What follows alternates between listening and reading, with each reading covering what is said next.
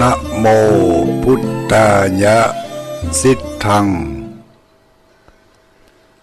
นะโมพุทธายะสิทธังนะโมพุทธายะสิทธัง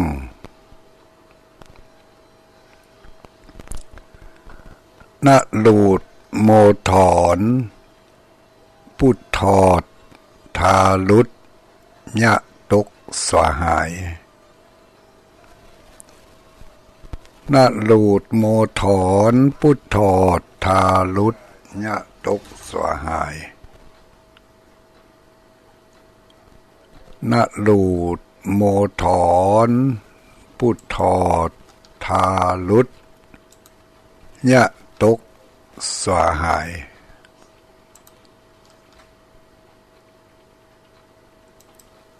ขอความนอบน้อมแด่องค์สมเด็จพระสัมมาสัมพุทธเจ้า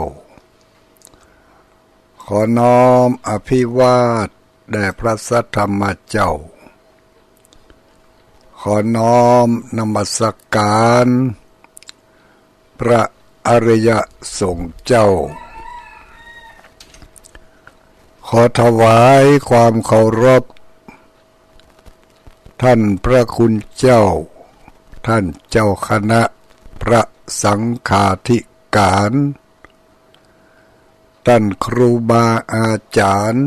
พระสงฆ์องค์สังฆเจ้า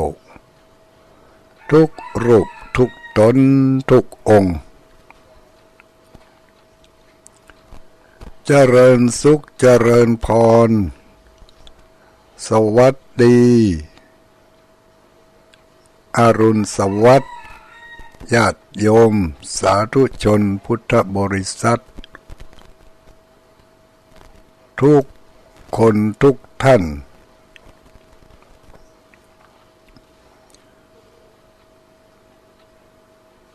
วันนี้เป็นวันพฤหัสบดี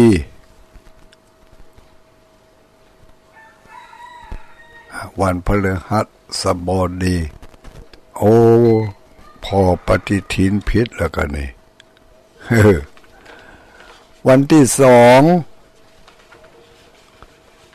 วันที่สองเดือนเกียงออก4 ค่ำเดือนเกียงแฮม4 ค่ำเป็งแต่ว่าวันซื้อนี่เนาะวันนี้จะมาออกอยู่นี่เดือนเกียงแฮม4 ค่ำพร่ำว่าเป็นวันพฤหัสบดี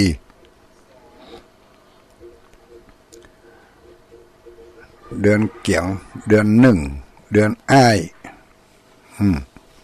เดือนอ้ายเดื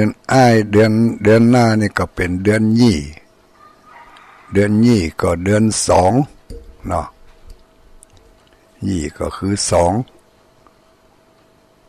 อ้ายเกียงบางที่เพิ่นก็ว่าเดือนเจียงนี่เนาะว่าเป็นจอจานจะเกียงหรือเกียงหรือเจียงก็เดือน1การนับเดือนทางพุทธศาสนาเฮานี่ทางจันทรคตินับ1เดือนเกียงเดือน2เดือน3เดือน4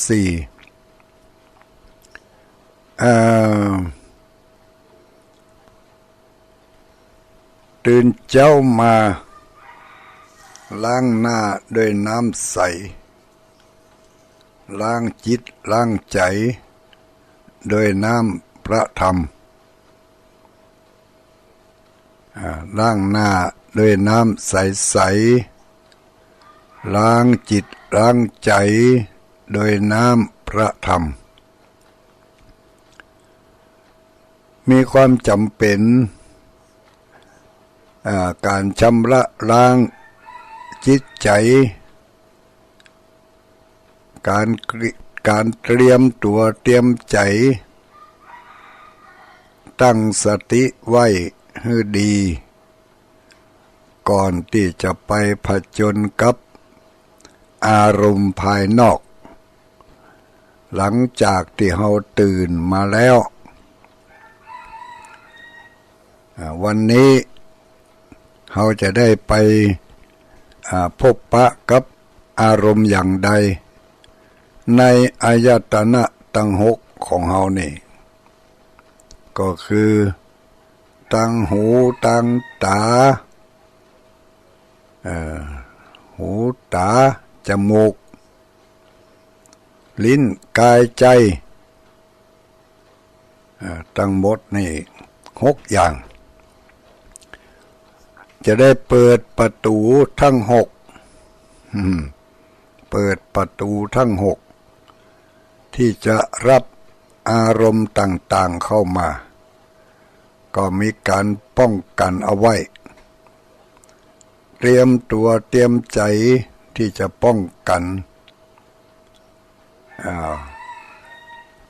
สิ่งต่างๆอารมณ์ต่างๆที่มันจะเข้ามาถ้าเราเตรียมตัวไว้พร้อมตื่นเจ้ามาคิดใจได้วันนี้เราจะไปทำธุระอะไรที่ไหนอย่างไรสิ่งที่เราจะได้พบได้ปะในธุระต่างๆในธุรกรรมของเรานั่นก็คือความถูกใจและความไม่ถูกใจถ้าไปปะกับความถูกใจ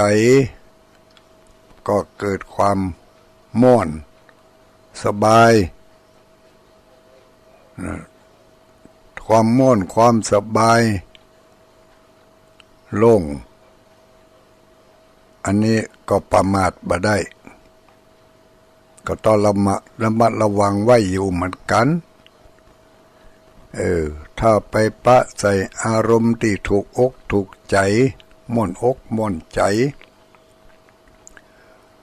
ก็จะได้เหลิงละเลงกับอารมณ์เหล่านั้นเพราะว่าเราต้องนึกอยู่เสมอว่าทุกสิ่งทุกอย่างมันมีของกู้กันมันมีของกู้กันมีอะไรเป็นของคู่กันมีความพอใจก็จะมีความบ่พอใจเป็นของกู้กันมีความสมหวังในความต้องการมันก็จะมีความผิดหวังติดตามมาเพราะฉะนั้นจะต้องเตรียมตัวเตรียมใจชำระล้างจิตใจให้มันพร้อมที่จะรองรับอารมณ์ต่างๆที่จะเข้ามาทางนี้และทางนั้นการเตรียมตัวเตรียมใจเอาไว้จึงเป็นสิ่งที่ดีแก่เราอย่างที่ว่าก็คือชำระล้างจิตใจชำระล้างจิตใจโดยน้ำแห่งพระธรรมน้ำแห่งพระสัทธรรมมาชำระล้างจิตใจให้ใสสะอาดปราศจากความขุ่นข้องมีสติเอาไว้ตั้งสติไว้ให้ดีเพิ่นบอกว่าให้เราระวังความคิด ระวังความนึกความคิดถ้าคิดดีคิดบวก มันก็จะทำให้การป้องกันในทางบดีสิ่งบดีจะได้บ่เข้ามาหาเฮาโดยเฉพาะอย่างยิ่งการได้รับสัมผัสต่างหูต่างตาต่างอายตนะต่างหกอย่างที่ว่าตะกี้เนาะถ้าบัดระมัดระวังเอาไว้บ่ได้มีพระธรรมป้องกันเอาไว้ป้องกันหูป้องกันตาเตรียมตัวเตรียมใจว่าในโลกธรรมทั้งหลายเนี่ยเขาจะต้องไปปะละวันนี้ความดีใจความเสียใจมีอะไรยังเป็นต้นเหตุที่จะยากให้เราได้รับความดีใจและรับความเสียใจความทุกข์ความสุขเป็นผลลัพธ์ที่เขาจะได้รับด้วยความตั้งใจและบ่ได้ตั้งใจบางอย่างเข้ามาหาเขาโดยที่เขาบัดนั้นได้ป้องกันเอาไว้ก็จะทำให้เป็นเรื่องเป็นราวยืดยาวไปถ้าเขาได้ป้องกันเกียมเนื้อเกียมตัวเอาไว้เอาพระธรรมมาชำระล้างจิตใจแล้วก็เอาพระธรรมมาเป็นเครื่องประดับตัวประดับใจป้องกันเอาไว้ต่อเติมเสริมแต่งก็เหมือนกับเฮาล้างหน้าล้างตาล้างด้วยน้ำใสๆเสร็จเรียบร้อยแล้วก็ปะหน้าตาแป้งใส่แป้งใส่ครีมใส่เครื่องสำอางใส่อะไรยังต่ออะไรยังเข้าไปฉันใดก็ฉันนั้นเฮารักษากายรักษาหน้ารักษาตารักษาผิวพรรณของเฮาอย่างใดก็อย่าลืมรักษาจิตรักษาใจรักษาพฤติกรรมของเฮาไว้ให้มันดีป้องกันเพื่อมันเป็นอันตรายต่อจิตที่มันจะฝังไปเป็นนิสัยอุปนิสัยอย่างที่ว่าเปิ้นบอกว่าให้เฮาจงระวังความคิดความนึกความคิดเนี่ยมันจะเป็นต้นเหตุเมื่อความคิดมันพอกพูนนักขึ้นมันก็กลายเป็นพฤติกรรมการแสดงออกเมื่อมีพฤติกรรมในทางใดทางหนึ่งทางดีก็ตามทางให้ก็ตามถ้าเราแสดงพฤติกรรมนั่นออกมาบ่อยๆก็กลายเป็นความเคยชินความเคยชินอย่างความเคยชินอาจจะเป็นความเคยชินในเรื่องเล็กๆน้อยๆต่อไปมันก็นักขึ้นกลายเป็นเรื่องใหญ่เรื่องโตขึ้นมายังจะขอยกตัวอย่างว่าอย่างความเคยชิน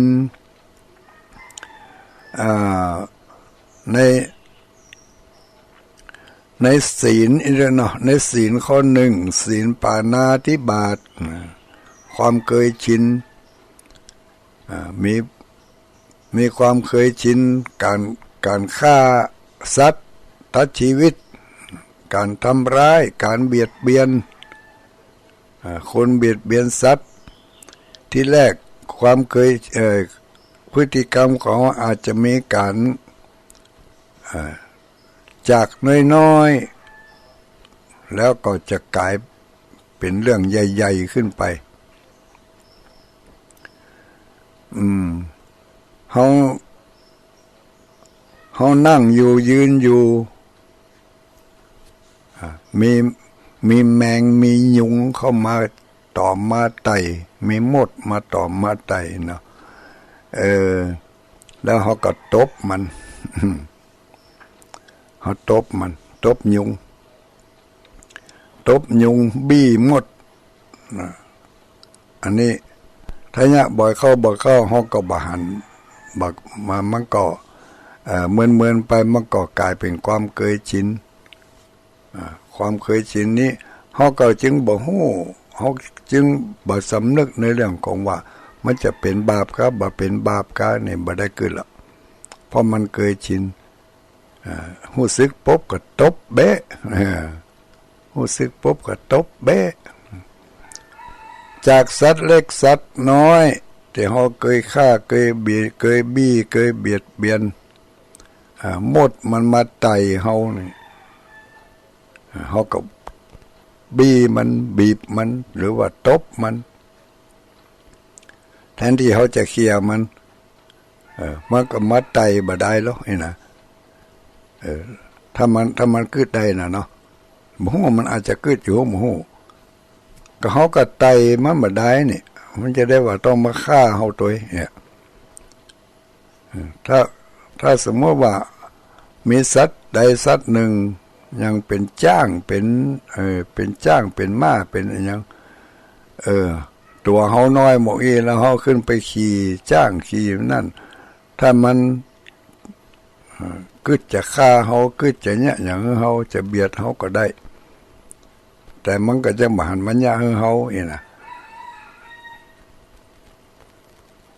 แล้วก็สัตว์เล็กสัตว์น้อยมันมาไต่มาตอมเฮานิดๆหน่อยๆเฮาจะได้ว่าต้องไปฆ่ามันเนี่ยอันนี้เฮาก็บ่ได้คิดเพราะมันเป็นพฤติกรรมที่ทำบ่อยๆก็กลายเป็นความเคยชินไป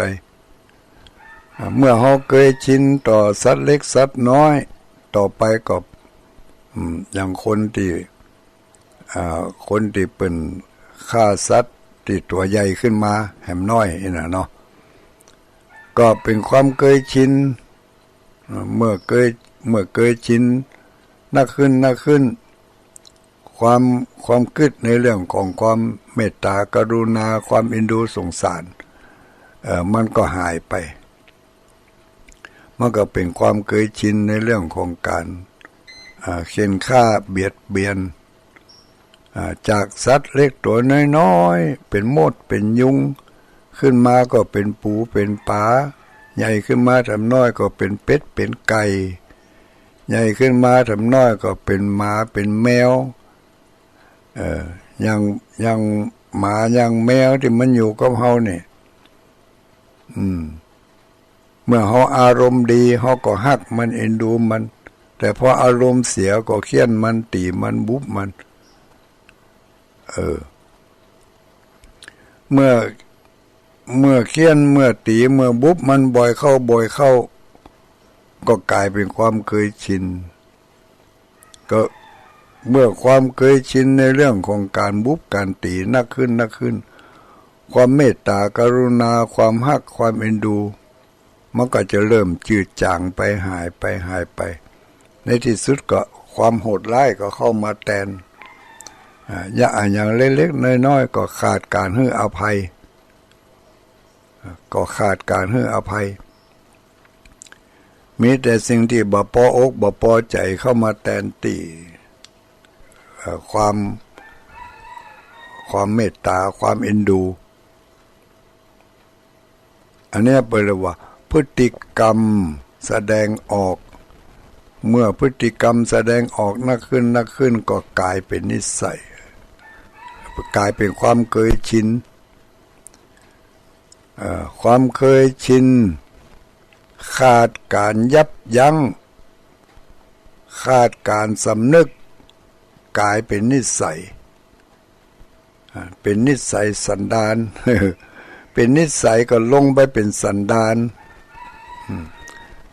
นิสัยโหดเหี้ยมนิสัยฆ่านิสัยโหดเหี้ยมนิสัยดุร้ายเป็นนิสัยอย่างนั้นก็กลายเป็นสันดานในพอมาถึงสันดานน่าจะปิกมาหาความเมตตาความเอ็นดูสงสารยากเหลือเกินเนาะความ ความเคยชินนานเข้ากลายเป็นนิสัยมันถึงอย่างนั้นอ่ะพอนิสัยก็กลายไปเป็นสันดานฝังอยู่ในจิตใต้สำนึกปุ่นเป็นสันดานนี่นะข้ามภพข้ามชาติด้วยเนาะเพิ่นบอกยังบอกคำว่าสันดานเนี่ยเป็นตัวกำหนดชะตากรรมมันจะเป็นกำหนดชะตากรรมไปจนถึงข้ามภพข้ามชาติเขาจะหันได้ว่าบางผู้บางคนมีพฤติกรรมการแสดงออกในความเอื้อเฟื้อเผื่อแผ่บางคนมีพฤติกรรมการแสดงออกในความโหดเหี้ยมหันแก่ตัวหันแก่ได้ขี้โลภโมโทสันเนาะอันเนี้ยก็เกิดมาจากความคิดเป็นต้นเหตุเป็นต้นเก้าเพราะฉะนั้นตื่นเจ้ามาต้องระวังความคิดตื่นเจ้ามาต้องระวังความคิดโดยอาศัยน้ำแห่งพระธรรมเข้ามาชำระล้างตั้งจิตตั้งใจว่าวันนี้เราจะไปพบปะกับอารมณ์อย่างใดถ้าไปปะกับอารมณ์ดีก็บะเหลิงละเริงจนลืมตัวถ้าไปปะกับอารมณ์เสียสิ่งที่จะทำให้อารมณ์เสียทำให้จิตใจของเฮาหมุนเล่าเศร้าหมองเมื่อปะกับอารมณ์อย่างนี้ก็ต้องคอยประคับประคอง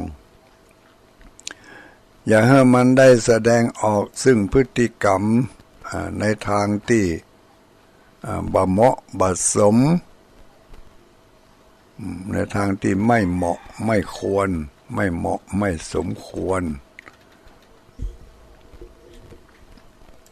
ก็จะอยู่ที่ว่าเฮามันฝึกมันหัดได้ขนาดไหนเนาะเฮามันฝึกหัดได้ขนาดไหนถ้าเฮามันฝึกจนเคยชินเป็นนิสัยติดเข้าไปฝังเข้าไปเป็นสันดานนั่นแหละเป็นตัวกำหนดชะตากรรม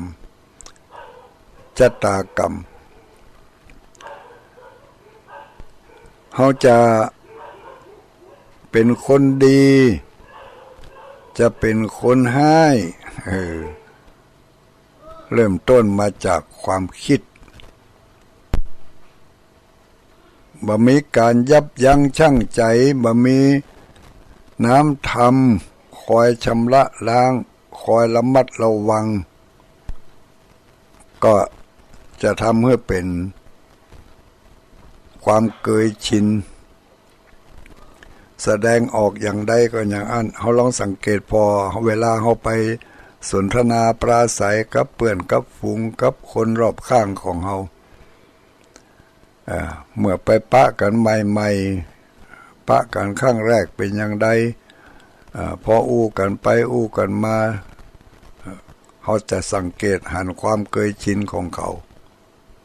ความเคยชินของเขามีพฤติกรรมอย่างใดคนที่ชอบนินทาชอบเล่าขวัญเปิ้นนี่นะมันมีพฤติกรรมที่ชอบนินทาชอบเล่าขวัญเปิ้นอู้ไปอู้มาได้สักกรรมมันถึงแมนออกมาละ มันถึงแมนออกมาละมันจะโอ๊ตถึงบ่ได้ก็เดี๋ยวก็เอาหมอนั่นมาว่าเดี๋ยวก็ตำนี้หมอนี่เผลอๆมีไผเล่ามาได้เล่าไผก็มาเล่าขวัญคนภายในครอบครัวของตัวเองให้คนอื่นฟัง คนเรื่องในภายในครอบครัวบ่มีหยังมาเล่าเอาไปเอามาเล่าขวัญตัวเก่านะให้เปิดฟังเล่าขวัญตัวเก่าก็มีนะแต่ไม่ว่าบ่มีหรอกนี่เกิดมาจากความคิดพระอาจารย์ตื่นเจ้ามาในเมื่อเฮาล้างหน้าของเฮาแล้วเฮาอย่าลืมล้างใจเฮาแต่งหน้าพอกหน้าของเฮาแล้วเฮาก็อย่าลืมพอกจิตพอกใจโดยเอาความระมัดระวังก็คือสตินั่นเองสติสัมปชัญญะสติความระลึกได้สัมปชัญญะความหู้ตัวทั่วพร้อมขณะนี้เขากำลังจะเล่าควรภัยขณะนี้เขากำลังจะตำหนิติเตียนผู้ใดสิ่งเรื่องที่เขาจะตำหนิติเตียนนั้นบุคคลที่เขากล่าวถึงนั้นเขาได้ยินโดยก่อเขาหู้ก่อถ้าเขาได้ยินโดยเขาหู้โดยการตำหนิของเขาถือว่าเป็นการเตือนการบอกด้วยความปรารถนาดีถ้าบุคคลที่เขากล่าวถึงถึงเขาบ่ฮู้เขาบ่มาอยู่ร่วมโดยเขาถือว่าเขาตำหนิติเตียนเพราะว่าคนที่เขาถึงนั้นเป็นบ่ได้อยู่ในวงของเราที่เรากำลังอู้กันการตำหนิติเตียนคนอื่นผลสะท้อนย้อนมาถึงเราอย่างน้อยๆคนที่ฟังเราตำหนินั่นน่ะก็จะต้องกึดละว่ามันตำหนิติเตียนคนนั้นได้มันก็ต้องตำหนิติเตียนเราแน่นอนในเมื่อเขามาอยู่ตัวก็ต้องนึกถึงผลย้อนไปย้อนมาอย่างนี้ก็เป็นการระมัดระวังกรรมระมัดระวังพฤติกรรมบ่ทำไปให้มันเกยชินจนกลายเป็นนิสัยเมื่อมีนิสัยแล้วบ่หยุดยั้งเตือก็เข้าไปสู่สันดานเมื่อไปสู่สันดานแล้วนั่นคือตัวกำหนดชะตากรรมว่าจะเป็นคนดีอย่างใดแล้วชะตากรรมตัวนี้กำหนดทิศทางของการนำไปสู่ปรโลกคือนำไปสู่ภพหน้าชาติหน้าไปเกิดในภพใดชาติใดจะเป็นมนุษย์หรือจะเป็นเดรัจฉานมันก็ยังมีพฤติกรรมอยู่อย่างนั้นที่เราจะหันได้ว่าคนบางคนในเข้าไปในที่ชุมชนคนบางคนมีกิริยาอาการน่าฮักน่าเอ็นดูน่าเคารพนับถือบอกว่าจะเป็นการแสดงออกหรือกำอู้น่าเคารพนับถือคนบางคนเฮาหันแล้วมีกิริยาอาการที่บ่น่าพึงพอใจมีความบ่ถูกใจในกิริยาการแสดงออกของเขาตลอดถึงกำอู้กำจาบ่น่าคบหาสมาคมโดยคนประเภทนี้บ่น่าจะเข้าไปเป็นเพื่อนอันนี้แสดงว่ามีพฤติกรรมที่บ่ถูกใจเขาเนาะแต่ความถูกใจกับความถูกต้องเนี่ยมันบางเรื่องมันก็ต่างกันลิบลับเลยนะตรงกันข้ามไปเลยเขาจะต้องมีกฎมีเกณฑ์ตามหลักธรรมที่เขาได้ศึกษาเล่าเรียนที่เขาได้ยินได้ฟังมาเอามาเป็นเครื่องตัดสินว่า ความอันอย่างคือความดีอันอย่างคือความบ่ดีเอาความพอใจของเฮาตัดสินนั่นยังบ่ถูกต้องเท่าใดนักต้องเอาความยุติธรรมหรือว่าเอาพระสัทธรรมเป็นเครื่องตัดสินถึงจะเป็นพฤติกรรม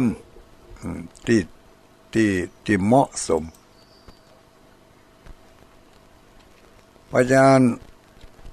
ญาติโยมสาธุชนเฮาทั้งหลาย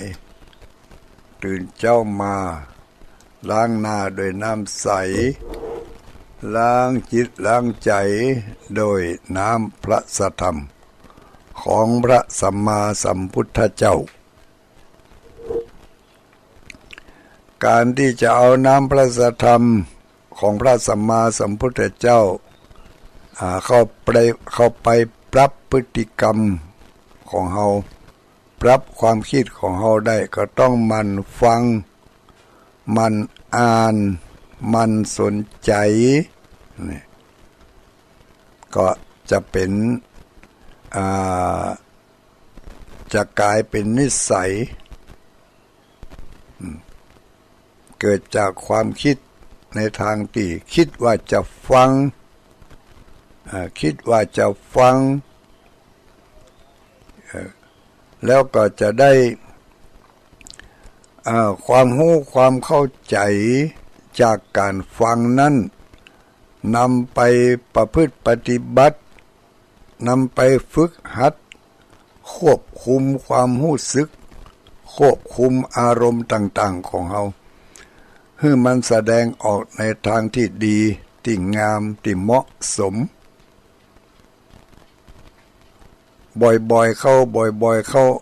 มันก็เป็นความเคยชินอย่างกับหมู่เฮาทั้งหลายได้สอนลูกสอนหลานเนาะเวลาเอาลูกเอาหลานเข้าไปหาพระหาเจ้าหาคุณเฒ่าคนแก่เฮาก็ฝึกหัดเขายกมือไหว้แสดงความเคารพนบนอบเมื่อเนี่ยบ่อยเข้าในเมื่อเขาเกิดความเคยชินแล้วทีนี้เขาก็บ่ต้องได้ไปบอกละพอหันเปิ้นปุ๊บหันปออุ้ยหันคุณพ่อคุณแม่ยกมือไหว้พระสงฆ์องค์สังฆเจ้ามันก็ไหว้โดยที่ว่าบ่ต้องไปบอกมันทำได้เพราะมันคิดได้แล้วก็เป็นพฤติกรรมมันทำบ่อยๆเข้ามันก็เคยชินนี่ก็ทำได้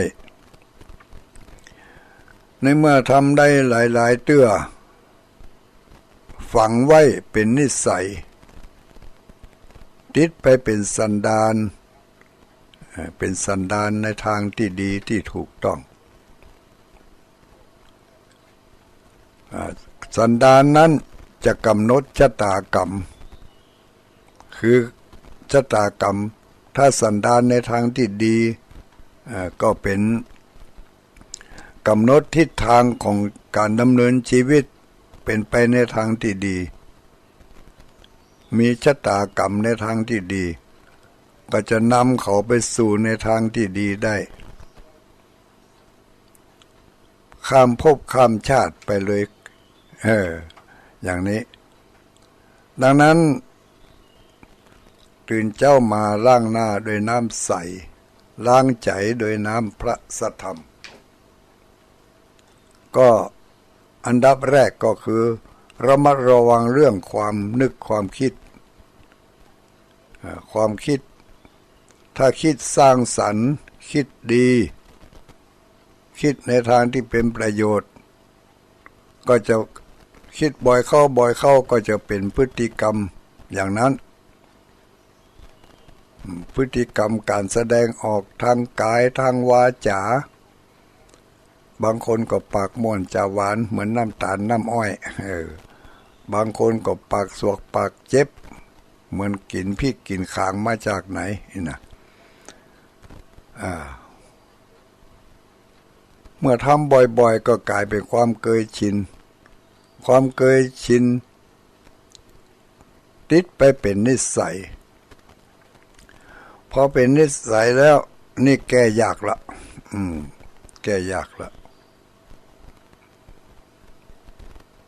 เพราะมันติดมาเหมือนเคยชินมาตลอดเพราะฉะนั้นจำเป็นจะต้องล้างใจโดยน้ำแห่งพระธรรมประคับประคองเหมือนกับการแต่งหน้าแต่งตาด้วยแป้งด้วยครีมด้วยเครื่องสำอางต่างๆแต่งเนื้อแต่งตัวด้วยเสื้อผ้าอาภรณ์ก็คือปรับพฤติกรรมให้มันเกิดความเคยชินติดเป็นนิสัยฝังเข้าไปในสันดานที่เขาจังมักจะเอาไปว่ากันสันดานที่จริงสันดานนี่ก็คือความเคยชินเป็นนิสัยที่มันนักจนสติเกือบตัวบัดตันมันสตินี่บัดตันมันถ้ามันเป็นนิสัยแล้วนะก่อนที่มันจะเป็นนิสัยนี่ก็เกิดจากความเคยชินอันนี้สติสตังเข้าคอยควบคุมมันยังตันอยู่แต่ถ้าจะให้มันตันตั้งแต่แรกก็คือความนึกความคิดการเสพข่าวต่างๆต่างสื่อ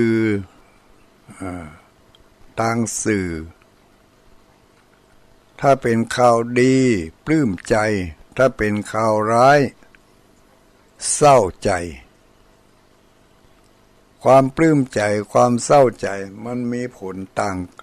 ตรงกันข้ามเพราะฉะนั้นทุกมื้อทุกวันนี้เราต้องระมัดระวังการเสพข่าวการพอข่าวอย่างต่างๆถึงมื้อถึงวันนี้มันเป็นอย่างนี้เราอยู่กับหน้าจอแป๊บๆน้อยๆบางคนชอบอ่านชอบพอแต่ข่าวที่มันบ่ดีข่าวที่บ่ดี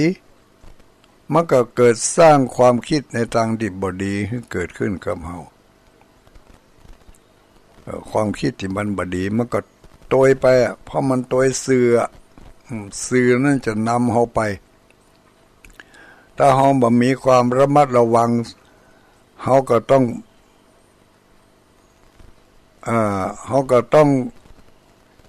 อย่างเพิ่นเรียกว่าเป็นไปตามสื่อ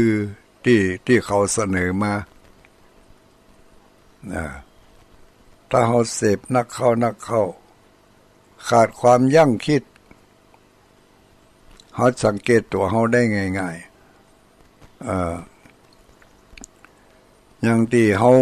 ดูหนังดูละครอย่างที่เฮาอ่านข่าวพอข่าวอย่างต่างๆเหล่านี้สังเกตพอว่าข่าวใดที่มันย่างให้เกิดความ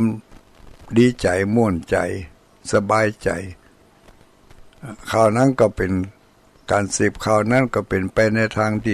ทางบวกข่าวที่ทำให้เกิดความเศร้าส้อยเหงาหงอยเกิดความบ่ม่วนขึ้นมาข่าวนั้นเป็นพิษเป็นภัยต่ออารมณ์ของเฮาถ้าบ่จ้างเสพบ่จ้างอ่านบ่จ้างพอก็เก็บไปไว้ในจิตในใจในที่สุดก็เป็นของบูดของเน่าที่มันอยู่ในจิตในใจจิตใจก็เก็บสะสมเอาแต่สิ่งที่บูดที่เน่าที่เสียหายในที่สุดก็จะเข้าไปสู่ความนึกความคิดของเฮาฝังอยู่ในความนึกคิดเหมือนเขาก็จะมีพฤติกรรมการแสดงออกไปตามสื่อที่เขาได้เสนอมา เขาเป็นผู้บริโภคเขาบ่เลือกสรรบ่คัดกรองให้ดีเก็บไปไว้ในจิตในใจเป็นอารมณ์บูดอารมณ์เน่าเมื่อแสดงต่อสื่อหรือว่าบ่สามารถที่จะตอบโต้ไปในทางนั้นได้ก็เอามาลงกับคนในครอบครัวของตัวเอง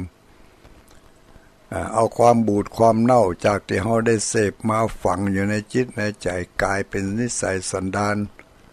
ก็เอาพฤติกรรมต่างๆที่จะแสดงออกนั้นเอามาลงคนในครอบครัวคนใกล้ชิดของเขาเป็นอคติไปเลยเนี่ยแม้กระทั่งการฟังนี่ก็เหมือนกันการฟังการเสพการอ่านเนาะถ้าเป็นไปในทางที่บ่ดีก็กลายเป็นนิสัยสันดานกำหนดชะตากรรมเขาจะเป็นคนเลวจะเป็นคนดีอย่างไรต้นแรกเกิดมาจากความนึกความคิดฉะนั้นถึงเจ้ามาล้างหน้าด้วยน้ำใสล้างใจด้วยน้ำธรรมคนโบราณของเขามีกลอุบายในหลายๆด้านที่จะให้เขามีการฝึกหัดตั้งสติฝึกหัดมีความคิดบวกคิดดีคิดมีเมตตาคิดในด้านความเอ็นดูสงสารเปิ้นมีกลอุบายมีกุศโลบายในทางที่ดีอย่างวันพระวันศีล7 วัน7 วัน8 วันไหนก็เข้าวัดเข้าวาเข้าไปอาบน้ำฟังธรรมไปแสดงพฤติกรรมการใส่ขันดอกการไหว้พระการกล่าวกรรมสมาทานศีลกล่าวคำไหว้พระการสนทนาในเรื่องที่ดีก็เพื่อจะให้ใจของเขาได้รับการฝึกฝนอบรมบ่อยๆให้มีการยั้งให้มีการหยุดเหี่ยวพ่องจากการงานต่างๆมาสร้างเกราะป้องกันจิตป้องกันใจบ่ให้มันตกไปในทางที่ในทางลบในทางที่เลวร้ายโดยการหยุดการพักหยุดพักจากการงานแล้วก็เอามาหยุดพักจากงานแล้วก็เอามาฝึกฝนอบรมตัวเองโดยการกล่าวกรรมสมาทานเบญจศีลสมาทานเบญจศีลกล่าวคำบูชาพระรัตนตรัยก็เอามาในเมื่อเขาว่าบ่ได้ก็ต้องฝึกหัดไปว่าไปเหล่านี้เนี่ยคือกลกุศโลบายของบรรพบุรุษของเฮาครูบาอาจารย์กำหนดให้มีวันพระวันศีลแล้วก็ยังบ่พอเขาจะหันได้ว่าจารีตประเพณีใดๆก็ตามที่เปิ้นได้ยะมาทำมานั่นเปิ้นจะแฝงไปด้วย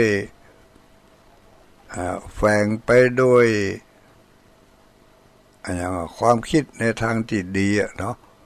แฝงไปด้วยน้ำธรรมคำสอน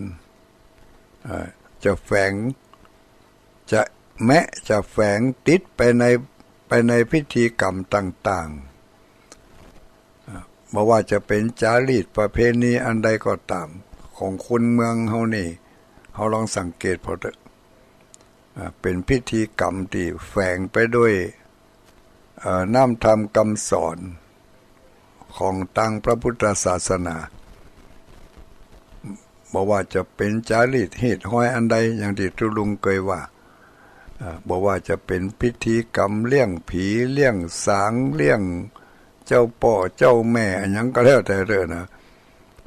แม้กระทั่งการทำให้ใส่นาทำเรียกทำสวนหมูนี่การเก็บเข้าใส่ยุ่งใส่อย่างหมูนี่การเริ่มต้นทำนาเปิ่นมีพิธีกรรมของเปิ่นที่พิธีกรรมต่างๆเหล่านั้นก็ล้วนแล้วแต่แฝงไปด้วยคติธรรมให้เราได้สำนึกในทางที่ดีแล้วก็เมื่อมีความสำนึกความคิดในทางที่ดีเขาเนี่ยไปทำไปก็เป็นเรียกว่าเป็นพฤติกรรมพฤติกรรมนี่ก็คือการแสดงออกทางกายทางวาจาเป็นพฤติกรรมเมื่อทำอย่างนั้นบ่อยๆเข้าพอมันเคยชินแล้วมันก็เป็นธรรมดาไปเป็นธรรมดาเนี่ยได้ทำได้อย่างไปวัดนั่นแหละเนาะ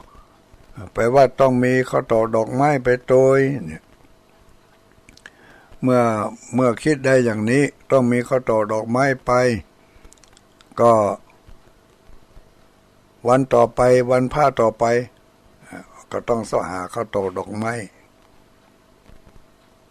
เมื่อเนี่ยบ่อยเข้าก็เคยชิน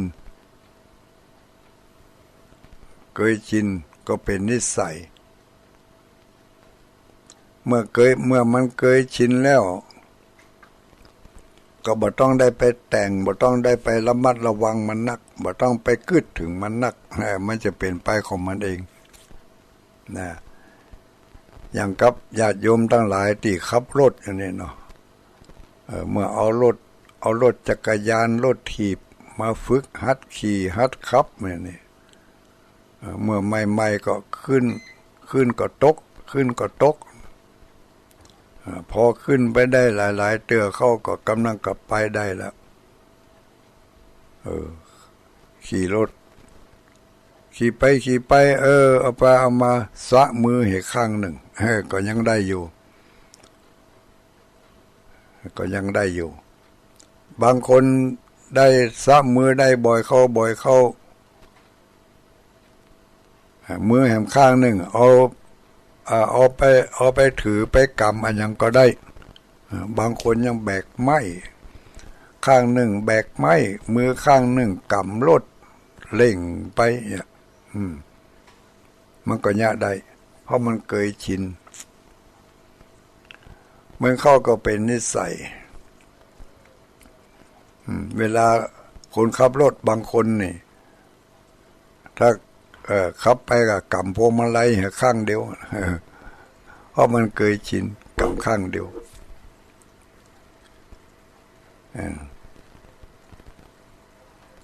ฝึกหัดนิสัยอย่างใดฝึกหัดพฤติกรรมอย่างใดก็กลายเป็นความเคยชินอย่างนั้นความเคยชินฝังเข้าไปกลายเป็นนิสัยลงไปถึงสันดานเมื่อเป็นนิสัยสันดานแล้วต่อไปก็เป็น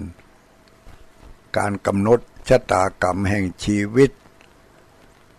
จะเป็นคนดีคนเลวจะเป็นคนรวยคนจนอยู่ที่ความคิดข้างแรกฝึกหัดให้มันเป็นพฤติกรรมการแสดงออกบ่อยๆจนเป็นนิสัยกำหนดเป็นชะตากรรมของชีวิตได้ถ้าเป็นไปในฝ่ายดีก็ทำให้เกิดความสุขความสงบถ้าเป็นไปในฝ่ายบ่ดีก็เป็นความทุกข์ความเดือดร้อนถึงวันนี้เรามีความทุกข์ความเดือดร้อนก็เพราะเรามีสันดานมาอย่างนั้นมาจากความเคยชินมาจากการกระทำบ่อย จนกลายเป็นนิสัยสันดานติดข้ามภพข้ามชาติมาจนถึงทุกวันนี้แล้วจะมีการแก้ได้หรือไม่อันเก่านะมันแก้บ่ได้จะแก้ได้ก็ต่อเมื่อจะได้ทำแถมใหม่ไปรับเอาทางหน้าพุ่นที่มันแล้วก็แล้วไปอย่างนั้นก็จะมันเถอะนี่นะไปแก้เอาให้ใหม่ไปเริ่มต้นใหม่เริ่มต้นล้างหน้าด้วยน้ำใสล้างใจด้วยน้ำธรรมเจ้าวันนี้นำเสนอสิ่งละอันพละน้อยโอ้พอจะเป็นชั่วโมงแล้วเนี่ยก็ขอแจ้งข่าวมาเดี๋ยวนี้ที่ได้ยินข่าวมานี่ในเขตอำเภอเวียงป่าเป้าของเรานี่ก็จะมีการทำบุญทำทานเนาะหลายวัดหลายวาที่ได้รับนิมนต์ก็โอ้หลายวัดอยู่เนอะจำบ่ใครได้อย่างเฮ้ยวันนี้วันที่สองนี่ยังบ่หันมีวันที่สองนี่ยังบ่มีบ่ได้รับกินนิมนต์ที่ไหนเถอะ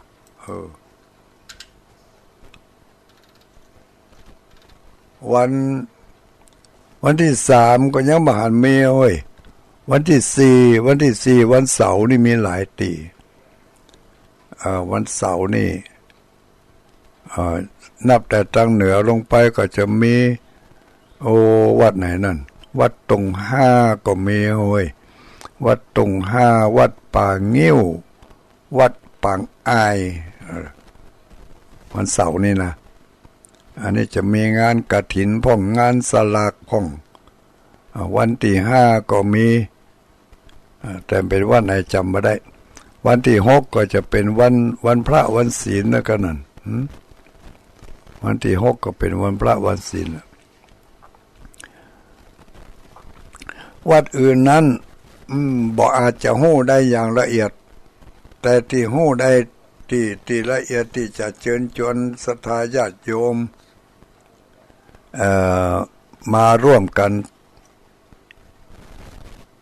สร้างบุญสร้างกุศลอันยิ่งใหญ่อันนั้นก็คือที่วัดพระธาตุม่อนจอมพอนี่จะมีทำบุญตามประเพณีที่ได้ทำมาทุกปีอันนั้นก็คือการเทศมหาชาติเวสสันดรชาดกการเทศมหาชาติเวสสันดรชาดกในวันที่17เนื้อญาติโยมทั้งหลายวันที่17เดือนพฤศจิกายนจะเริ่มต้นพิธีตั้งแต่เวลา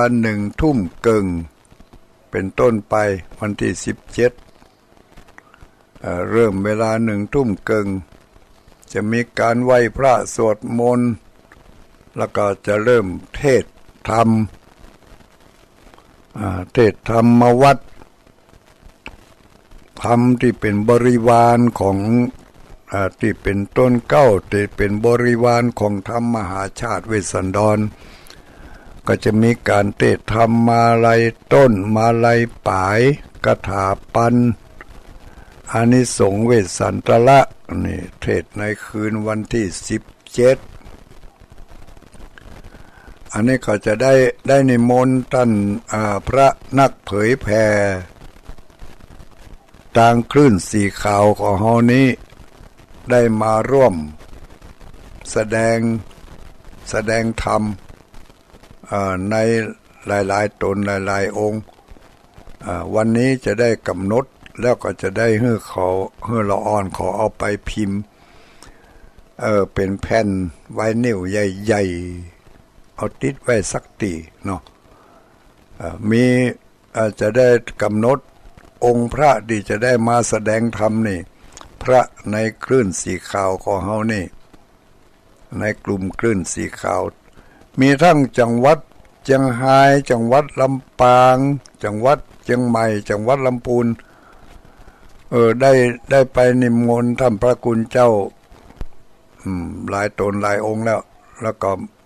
เพิ่นก็รับปากจะมาร่วมกิจกรรมในการเทศน์มหาชาติเวสสันดรชาดกโดยวันที่17เมื่อคืนนั่นมีเทศน์แล้วก็พักกันนี่1 คืนพอวันที่18ตั้งแต่5:30จะเริ่มเทศน์ทศพรกันเก้าทศพรแล้วก็ถัดไปก็เทศธรรมหิมปานกันที่2กันที่3กันที่4ไปเรื่อยๆแล้วก็ไปจนถึงประมาณสัก2 ทุ่มเมื่อคืน2 ทุ่ม3 ทุ่มเมื่อคืนก็เป็นอันว่าสิ้นสุดการเทศธรรมมหาชาติเวสสันดรในปี2566ปีนี้จัดยิ่งใหญ่หน่อยญาติโยมทั้งหลายบ้านใกล้บ้านกิมกันบ้านไก่ก็ดีวันที่18เป็นวันเทศมหาชาติเวสสันดรวันนั้นวันค่ำเลยเนี่ยสำหรับวันนี้การนำเสนอสิ่งละอันพันละน้อยก็คงจะหมดเวลาเนาะญาติโยมทั้งหลายขออนุโมทนาปอล่าสายสะอิงบ้านห้วยบอนแล้วก็ขออนุโมทนาแม่วรรณาคำเทศนำบ้านแม่หงไคตะวานี่ไปร่วมกิจกรรมที่บ้านแม่หงไคก็ได้บริจาคจตุปัจจัยมาเป็นการเทศน์การธรรมขออนุโมทนาแล้วก็ขอญาติโยมทั้งหลายที่ฟังเทศน์ฟังบรรยายอยู่ในเวลานี้จงมีความสุขความเจริญไปด้วยอายุวันนะสุขะพละเหมือนกันทุกคนทุกท่านจัตตารโอธรรมาวัฏันติอายุวันโนสุขังไรวิวันชัยเยสัพพะทะนา